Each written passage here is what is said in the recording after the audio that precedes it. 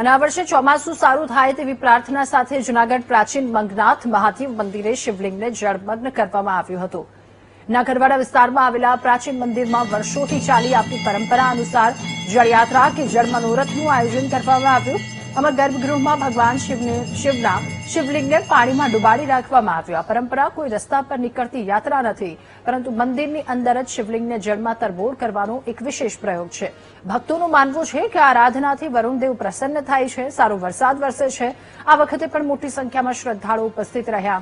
તેઓએ મહાદેવને અત્તર ગંગાજળ પધરાવી, દીવા પ્રગટાવી, પૂજા અર્ચના કરી અલૌકિક દર્શન કર્યા અને સારા વરસાદની પ્રાર્થના કરી।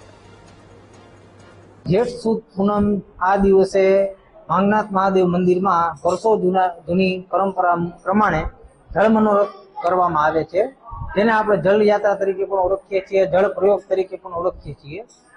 આ પ્રયોગમાં મહાદેવની શિવલિંગને આપણે પાણીમાં ડુબાડી દેવામાં આવે છે, જેનો ઉદ્દેશ ફક્ત એટલો હોય છે કે ચોમાસું સારું જાય, વરસાદ સારો પડે અને જળાશયો નદીઓમાં પાણી સારું આવે, એ માટે મહાદેવને આપણે આરાધના કરવામાં આવે છે। માંગનાથ મંદિર એ એક માંગા ભગત થઈ ગયા, જે કાયમ માટે ભવનાથ મંદિરે જતા હતા અને વરસાદની હેલી થતા એ અઠવાડિયા સુધી જઈ ન શક્યા।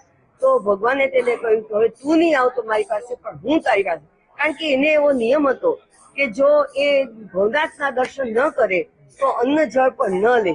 આવી રીતે 7 દિવસ સુધી નકોરડા ઉપવાસ થતા ભગવાન એની પર પ્રસન્ન થયા અને અહીંયા એ બિરાજ્યા ભગવાન। એટલે આપણે કહી શકીએ કે ભવનાથની એ પ્રતિકૃતિ સ્વરૂપે જ આપણે એને લઈ શકીએ છીએ।